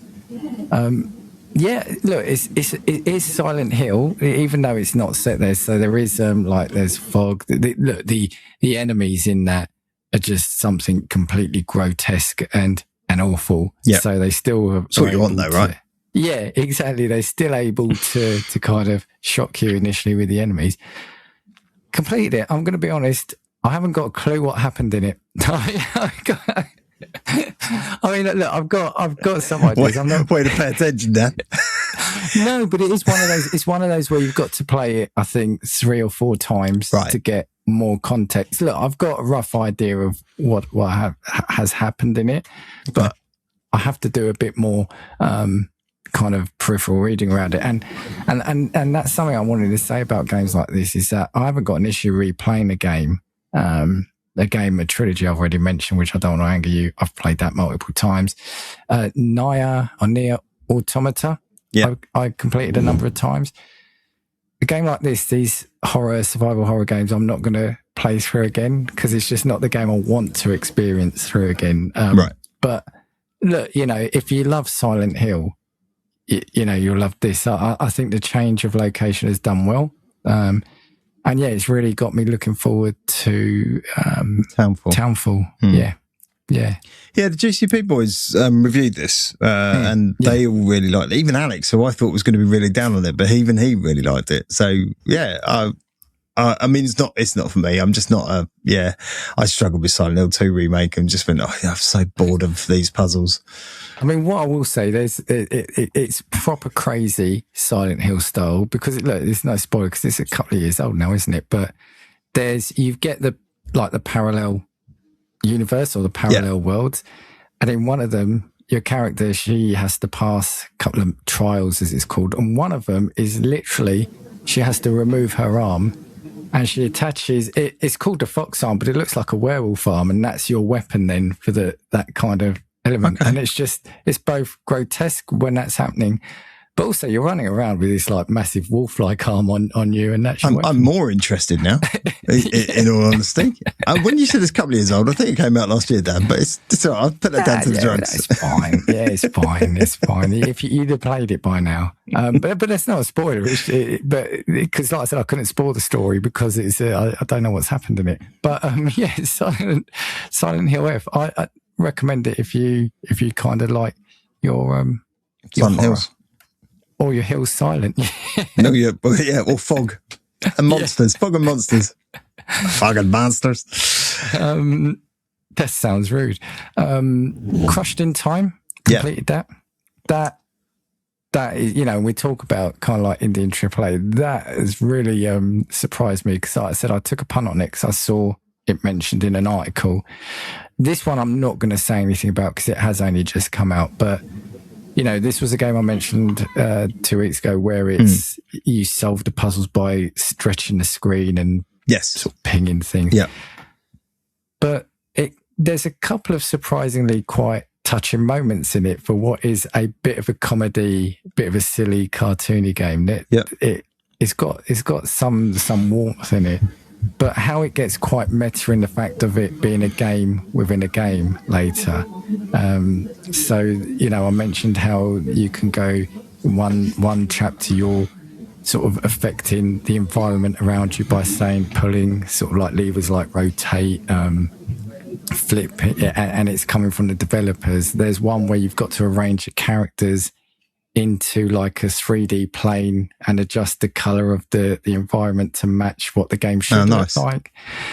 Through to a really fun one where you're on like a whiteboard with post-it notes that talks about assets within the game, and you're trying to jump across the post-it notes, etc. I like when games do that. They go a bit fourth wall breaking and So it's honestly, it's the end of I think the second half of the game is better than the first, but I think that's because the first half takes its time to teach you the mechanics etc. Right. And then it just throws a lot of random stuff at you. Some really funny moments, which I don't want to say, but yeah, if you like your Sherlock Holmes and you like your Sherlock Holmes a bit sort of crazy, funny, and your puzzle games, yeah, I really like this. You were going to pick up the other one, weren't you? Their first game. Yeah, this isn't a game. This isn't a game. That's it. Yeah. Yeah, I'm definitely going to look into that now. I've completed that. Nice. You can see next to this one I put dabbled. That's just because I've literally... What length of time is dabbled? How long a period of time is that officially? It's about 40 minutes. Okay, that's a dabble. Yeah. The reason I've not done more isn't because I didn't like it. It's because I've chosen to play different games and I'm going to come back to it. It's Returnal. And the reason I say dabbled is because I realised that it's something I need to invest a fair bit of time in to get the mechanics and the run. So it's kind of like a rogue-like, or is it a roguelite? I never know which one it is. Do you improve your skill set as you... Because I think you can bring things across from the runs. Roguelite. Yeah. Looks great. And it's, again, it's that fast shooting action. It's kind of like that bullet hell shmup kind of thing. I like the idea of it. And, your character is quite fun when you pick up the first audio tape. You think, oh, it's a game with audio logs, but you realise it's you potentially from a previous run sort of thing. And it's really good. And like I said, I just realised that there's a lot more to it than I thought. I thought it'd just be go in, shooty, avoid bullets. And then I've realised, no, you need a bit more time. So I'm going to come back to that when I'm a bit more pain-free and stuff's not going on. Yeah. Nice. I too dabbled in Returnal a while back. I must have played about a similar amount, about an hour or so. It wasn't for me. I didn't enjoy it particularly, which is very weird because my first game that I played is the follow-up to Returnal, which is Saros, but also by Housemarque, who did Returnal. Yeah. But before we go on to that, the other thing I did do, just because I want to call it out because you mentioned it, I played the Silver Pine demo. Yes, you did. Yes. But you know what? I stopped it after a few minutes. And do you know why? Because I was enjoying it so much that I want to play the game. I don't want to play the demo. Oh, you don't want to play the demo. Okay. I think there's a big chunk of the game in there. I think it's a good couple of hours in there. Exactly. But I just downloaded it and it's my vibe all over. So it was really good. It was, graphically, I love the style. I love how it's, the controls. So that I feel will be a day one for me. The minute I started playing that, I went, that is Dan P all over it. That is, there is no way that is not your game. I knew instantly. So I had to stop playing it and delete it because I didn't want to spoil it for me. That's fair. So, That's fair. I think it's out soon as well. I think it's this month or next month, August, I think. Oh, well, I shall be picking that up. So I was sitting around on Sunday, I think it was. Yesterday. Is that yesterday? Yeah, let's call it yesterday. Yeah. With a bit of time on my hands in between cooking food, and I thought, I fancy having a play or something, but I don't want. I remembered there was a 2.5 hour Sony did these weird things game trial of Saros, and I thought, I didn't really like Returnal, but I'll give it a go. I cannot get that game out of my head now, and I'm really? But I cannot justify spending 70 quid on it. It's still at full price and it's 70 quid. And I'm just like, I'm just not going to do it, particularly, again, the gut feel thing and, this interesting thing where it's kind of going Sony just screwing people over left, right, centre. I don't think I want to give them more money. So I was trying to find out ways of which I could buy it cheaper, but obviously Sony don't let anyone else their digital keys anymore. So you can't buy it that way. I could spend money on Sony wallet and, buy it slightly cheaper by getting a discount on the wallet, but I haven't done that. So I think I'm going to wait until it comes out in a sale or something. Inevitably, it won't be much cheaper. But so Saros is very Returnal-like in terms of bullet hell shmup thing. But I'm just loving it. I'm loving the aesthetic. I'm loving how it's done. I'm loving the weapon interfaces. I'm loving it's roguelite in every sense of the word. I didn't even kill the first boss. I've got to the first boss a couple of times, probably 4 or 5 times and been decked by him every time. I think the game gets to a point where it just goes, "Oh, you're a bit rubbish at this. Here, I'll have this thing," and it opens up this additional set of game tuning that you can use using these Carcosan elements or something, where you can basically say, I want to be more powerful, but there's a balance to it. So you have this machine which has red and green, and then like a center level, but the needle always has to be in the center. You can't have it too good or too bad. So you have to balance these things, and you unlock them as you progress, so you don't automatically given all of them at the same time. And I'd just gotten to the point where I was doing my first run when I unlocked it and sort of balanced the game slightly in my favor.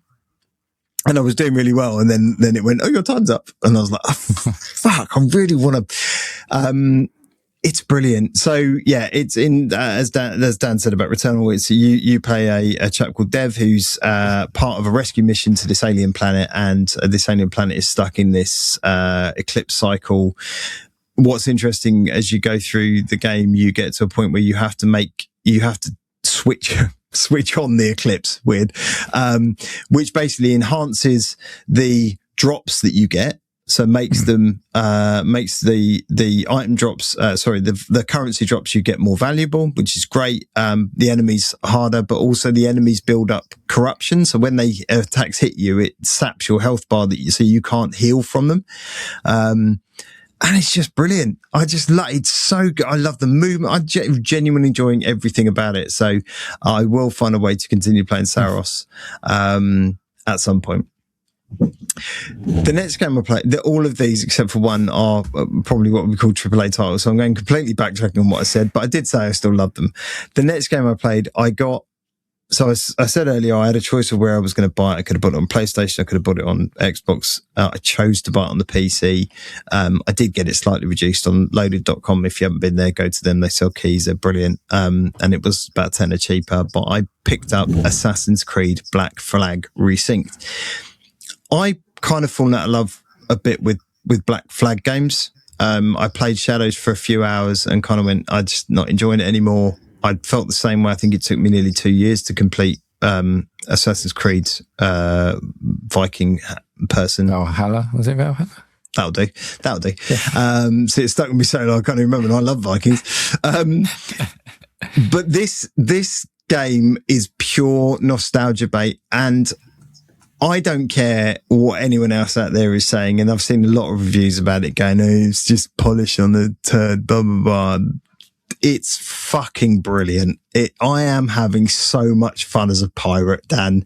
I said to you about it I can't remember what I said to you, and you said, yeah, but the minute you hear your first sea shanty, you'll forget all of that. And god damn it, you were right. It is phenomenal. And the game looks, oh my God. Sometimes I'm just sat there watching the day-night cycle change, like while you're sailing, just going, how has no other game done this so well? Like the sunsets and the sunrise, and it just looks amazing. Like for a game that's a reskin of an old engine, it's beautiful. And, I've heard people go, yeah, but they've just tacked some stuff on, like you got some extra characters for your boat that you pick up, some of your not commanders, not captains, I can't remember what they're called, but officers. And they're not tacked on. They don't feel tacked on at all. They feel a natural part of the story, and they've got a side story that you go and do. And honestly, Dan, I'm back in, whenever this game came out, I'm back there going, I fucking love this game as much as I loved it then. It's one I definitely want to get. I will look for when it's slightly cheaper. I love the original. Like you said, it's not all about graphics, but I think when a game, look, I love the original games. I love the Ezio trilogy. They're my favourite ones.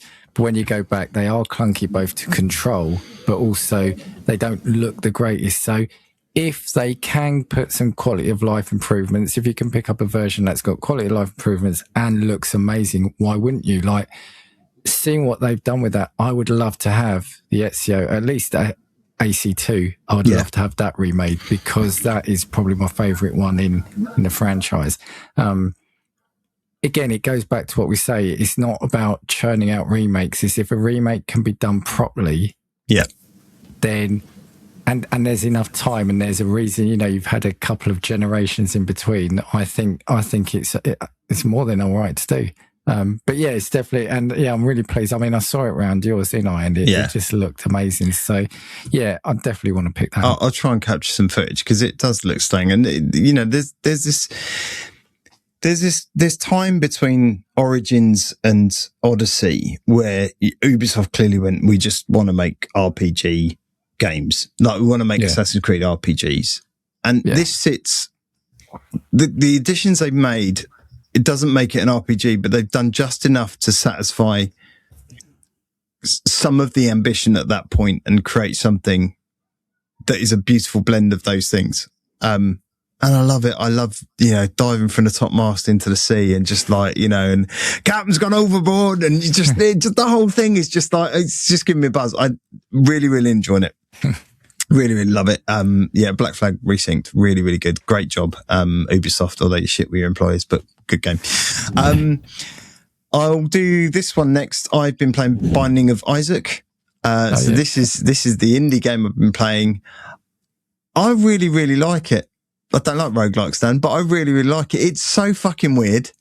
It's so non-explanatory in the best way. It doesn't tell you anything other than the first screen you drop into, it tells you your controls. That's it. That is as much as you're getting. You literally, and I specifically haven't looked at any guides. So Binding of Isaac, top down, 2D, roguelike. You are a son who's been locked in a basement by your abusive mother is where I think you're going with this. She's very religious. There's lots of religious iconography across the entire game. And you shoot enemies with your tears. The weird button layout thing for me is that your tears, your firing direction are the direction buttons. So on an Xbox controller, Y is up, B is right fire, X is left fire, and A is down fire, if that makes sense. So they're the directional fire. It's that would weird. Annoy me initially. It does annoy me initially. It did annoy me initially. I quickly got used to it and actually found it was fine. I don't know if there's a way to change that at all, but I actually quite enjoyed getting used to using my thumbstick to move around and being able to fire multi-directionally in a different way rather than using the other stick, which is your more traditional way of doing it, I guess. So would you need to look at the Binding of Isaac's bindings? Yes, you'd need to look at Isaac's bindings, Dan. His controller bindings. I've missed you. Sort of like a migraine. Backache. It's weird as shit. It's really, really good. I know it's super old. People are going to go, yes, it's really fucking old. Yes, it is really old, but I've only just got into it like David Dives to suck it up and listen. It's really good.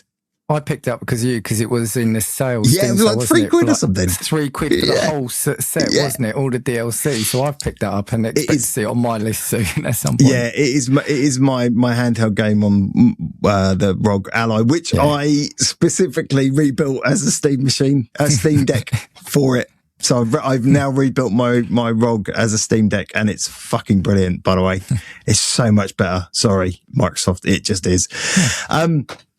Very quickly, two other games. One, I'll just cover quickly. Wolfenstein Old Guard. I mentioned I'd picked up the entire Wolfenstein pack in the Steam sale. I wanted to start right from the beginning. Old Guard is set before New Order and thingy Colossus, whatever it's called. So it's set right before it. You're basically breaking into Castle Wolfenstein. It's still machine games. It's still done in the same way. It's still got all the nightmare levels, and it's brilliant. I played it before. I couldn't remember half of it. I'd only got about a third of the way through it the last time I played it. I actually finished it this time, so I went through, completed the whole thing. I loved it. It was an absolute joy. I played primarily on the rebuilt Steam Deck, the Asus ROG Ally X, as a Steam Deck. So I played it mostly in handheld, and I loved every minute of it. It was really, really good. I did give it a go for about 10 minutes on the PC, but I wouldn't actually. I prefer it playing on hand. It performed beautifully. It looked stunning. Loved it. So yeah, I mean, I'm not going to say go buy it or play it because people would have played it. The one I will say go and play is my final game that I played. I picked up, and I've had not so much fun with this one. I've picked up Doom: The Dark Ages Revelations. Wow. Yeah. I've had tons of fun with the game. I have not had tons of fun with trying to play the fucking game. So Doom the Dark Ages is a Game Pass game, which I have on my Xbox, and I also have on my PC because it's Play Anywhere. So I have these games in both locations, to be clear. I bought the DLC as a DLC Play Anywhere. Specifically says you can play it on PC and you can play it on Xbox. Great. I thought, that's good because I've got a PC that's stupidly hungry for ridiculous performant games, so I'll play it on the PC. No, you won't, because the PC Game Pass does not recognise that I've got the DLC installed. Cloud recognises I've got it installed. The Xbox recognises I've got it installed. So I've been playing on the Xbox. It's fine. It looks great. I play it downstairs on the telly. It's fine. Just really fucking frustrating, Dan. I was not a happy boy that I couldn't play it. I was getting the messages. Yeah. I have to say, Bethesda's help desk contact center have been amazing. They've flagged and they've raised the issue. I haven't heard from them in a couple of days. They've flagged the issue with Xbox right now, trying to get that sorted. They've taken my account details and not my account details, like PIN number. They've taken my username and my email address for it, and they're gonna speak to Microsoft. They think there's a licensing issue somewhere along the line, and I'm not the only one, by the way. Reddit is full of people who've had similar issues, thankfully. As a game though, mate, I ripped through Doom Dark Ages in a couple of days when it came out because it was so fun to play. Revelations, it's just more of that. It's so good. Yeah. It's so good. I'm not going to give any spoilers or anything, but basically you start the game off. It starts immediately where the last game ended. For those of you who finished it, you go and face the council. You get your ass handed to you, and you wake up in hell. And hell is a frozen wasteland, ironically. So hell has frozen over. And it's almost like Doom Dark Ages Part 2. It's of that scale. I thought it was quite small because you start off in kind of a smaller style arena, and I just thought, you're not gonna. Yeah. But actually, it broadens out quite immensely, and the level I've just completed is an insane kind of Escher's moving landscape, right. And it's done so well, man. The new enemies are phenomenal. The new weapons, you get the spear. The spear initially replaces your shield, which I missed because the key bindings for it are fucking horrible in my opinion. But I got to the bit where you then get your shield back, and I've kind of, other than some puzzle elements, I've stuck with the shield because I loved it so much. I still love it, and I love the function of it. I love the parry, and you can parry with your spear, but they've remapped the parry button from the left trigger to the B button. And it just all felt very unnatural to me. It was like I was trying to get, and I was like, no, I can't do it now. So I've gone back to using, and it does give you that option. It says, look, you can switch between them, but players, if you want a more grounded experience, play with a shield. If you want a more vertical experience, play with the spear, because it kind of, you can lift up and jump over. It brings more of that aerial combat that was from, Doom Eternal, which I didn't get on with as much as Doom 2016. So I'm honestly, the story, the game, the setting is so good. It's so Doom, and it's so tanky, smashing things to bits, and everything about it is brilliant. I'm loving it. I've got to go back and finish it, but yeah. And check out our Doom reboot episode from a few weeks back. Good point. Yeah. Doom 2016 episode. Thank you, Dan. I'll stick a card in for that. Oh, well, there somewhere. Right. We have got a bunch of news, but we are not going to get through it all. I promise you that. Look, I think broadly the news boils down to two primary topics right now, right? Good stuff, right? It's good news, right? It's all good news. Right. After our last actual episode 2 weeks ago, where we talked about all the shit things that were happening, Microsoft decided to go, hold my beer, and laid off, about 3,500 people across, all of their 5 studios. Plus some internal people. It was a bit of a massacre. It was horrendous. People, if you're up to date on news, I'm not going to harp on about it, but it was quite horrible. Our feelings go out to all of the people out there who were made redundant. I hope you find amazing jobs in the industry or out of the industry, whatever you've chosen to do. I wouldn't blame you if you did. But yeah, fucking sucks. Bullshit. The good news is, Double Fine and as a Compulsion were both gone back to being independent studios, and Ninja Theory and who's the one who made the zombie game? Oh no, I apologise. I should know the name. I had it in my notes, but they've both been given runway funding for both of their games, so hopefully they will get picked up as well. Yeah. And on that, sorry, I was going to say, I did see a couple of messages from a couple of studios say, look, you know, the news today is not great, but, you know, we've been able to go independent and keep our IPs as well. It's a good point. Yeah. Look, you've got to really look for that silver lining in any kind of news like that. But at least there was you know, it wasn't just shuttering all of these studios. At least there was some kind of positive that you could grasp onto a little bit. Yeah, totally agree. But they weren't the only ones affected. Obviously, Microsoft had decided, maybe they future heard our episode about going back to smaller development teams and driving things out more naturally against Division, but they are looking to continue with what they call their core properties. So Obsidian in particular would be focusing on the games they're well known for, the Fallouts and things like that. Lots of other projects have been cancelled, which is not great for innovation, but I kind of get it. You know, you want to focus on the things that sell, you want to make money. There was a big concern around id. So talking about Doom, that id would now not be able to compete because the size of the team had been hit so dramatically. They actually published a statement not long after that basically said they were now a similar size to what they were. So the statement reads, "Thank you for all the support this week. While our studio was impacted, those changes were spread across teams. We still have the crew we need to build the games and tech we're known for. The team today is about the same size we were when we started making Doom 2016. We've always had a flat studio where everyone is a maker and we will remain true to the philosophy moving forward. We're focused on supporting each other and the team members impacted. We're going to keep building the great games and tech that have defined us for the past 35 years and we're looking forward to seeing you at QuakeCon in August." So, yeah. Still shit, but look, I have faith that these teams can still build great things if they're given the opportunity. I don't have much faith in Microsoft to allow them to do that, unfortunately, at the moment, because I think they are just very much interested in how can I make the next dollar. And that seems to be, for all the bluff and bluster that Asher Sharma's come out with, it seems to be the only thing they're focused on is making more money. Well, I think it's also potentially a sign of how it was being run before also she's taken over. Totally. So look, you know, we like, you know, we've got to call it out as we see it. We'd given her some praise in previous weeks, but you know, what you've got to say to yourself is, where would we be at potentially if there hadn't been a change? Because it feels like they're trying to turn a tanker that's been expanded 50 times. And it's a fair point.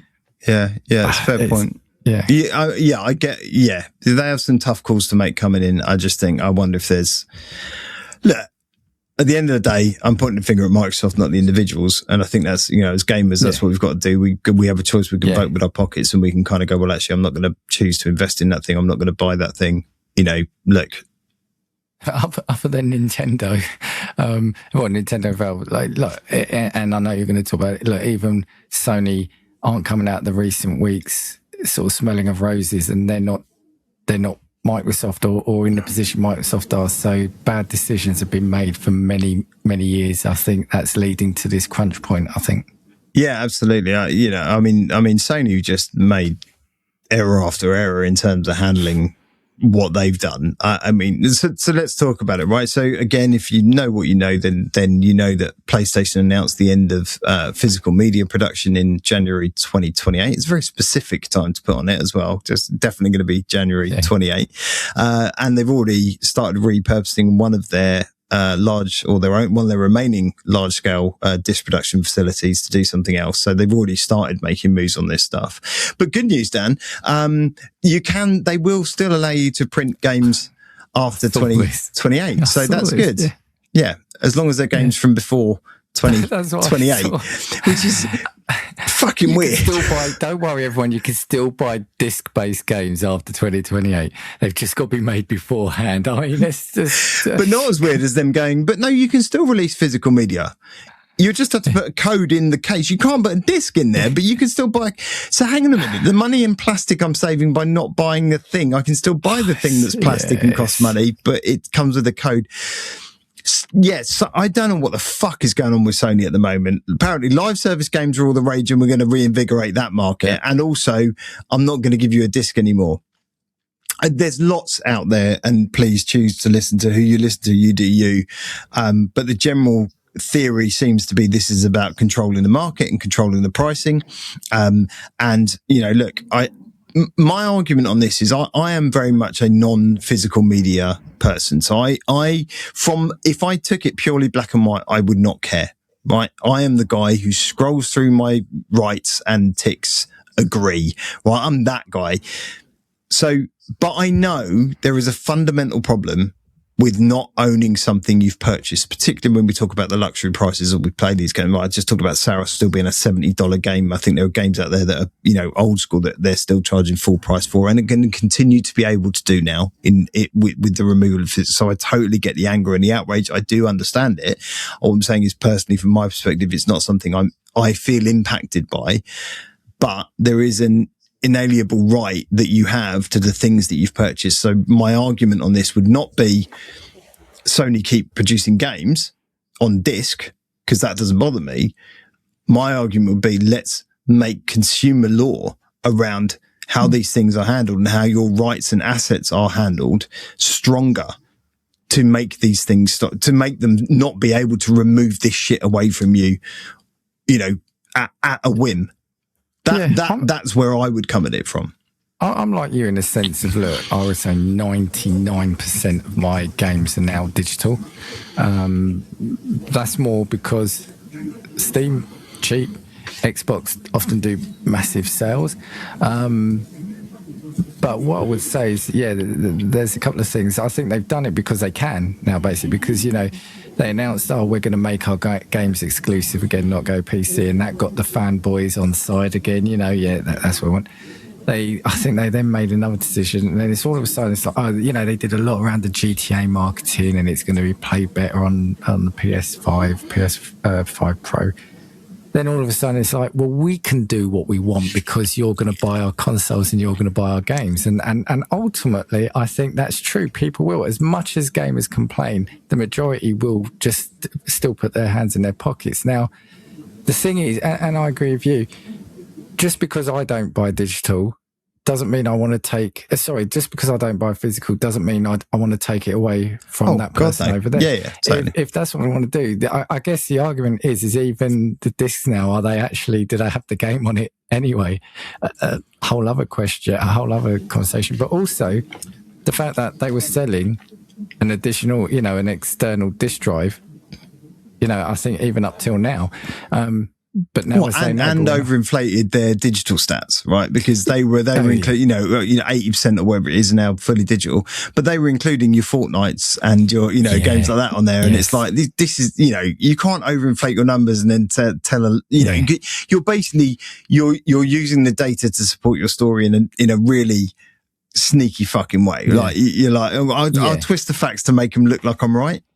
Yeah, and the only other thing on this is, and I remember sending you, and I can't remember what it was, but there's enough of the media give them an easy ride in that when that news broke out, there was a couple of articles that oh my God, that was horrendous. Slaughtered Microsoft before they'd made all these recent decisions. It was like, well, Microsoft a mess anyway. It's like, well, hold on, no, let's hold Sony to account first, and then we can go and hold them to account, which people have been doing for years, you know? Yeah, that was appalling. That was almost fanboy level stuff. Yeah. The thing that does frustrate me about this is, right, the community rallied around, obviously, and there was a big furore and you know, to the point where PlayStation went social media silent for 6 days, and then popped up with a, you know, their fighting stick announcement on social media, and absolutely got panned for it. That and every subsequent post afterwards got absolutely panned. You know, from I can't remember what it's called, but it's where they basically people just then focus on one element, which is the physical disc thing.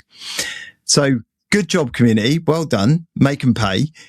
Until that is, they then went, oh, but don't worry, we're releasing Black Ops 1 and 2 on PlayStation. And suddenly everyone went, oh, thanks for that. I've been waiting for that. That's great. Cheers. And fucking completely forgot about it. This is what I say to you. This is what I say. The community is. They do it because they can. And actually, on that PlayStation note, the post about the removal of this, what I loved about that was the battle between PlayStation and the community, because they kept removing the community note. It kept getting community noted. PlayStation. So I think it had about 6 or 7 community notes in, and each time it was the community note was coming back a bit more aggressive or a bit more. I think all I want to say on that is this: when Sony does it, it feels like it hurts more because they've always been said to be we're for the players, we're for the gamers, and everyone keeps saying, well, Microsoft are just a shameless money grabbing sort of company that don't care about gaming. It's just the money it brings in. Whereas Sony are we love everyone, we love gaming. So when they do this, it feels like it's more of a, not betrayal. I'm not saying that to me, but to the real dedicated fanboys, it feels like it's a bit more of a betrayal because it's like, well, hold on, we're pointing at that lot over there, saying that they're the bad people. Now you've done this, you know. I think they're all just that Spider-Man meme. They're all just standing around putting, who's the shittest? It's you, is that? I think it's you. All right. That is, I mean, look, briefly, we spoke about a few other bits on here. Steam made fucking $11 billion this half year, which is a record. And Mecha Chameleon sold 15 million so far, which is genuinely insane. Like that's Steam profit. I mean, I got a Steam account last year. I'm not saying there's any correlation, but I think it is you, Dan. It is you.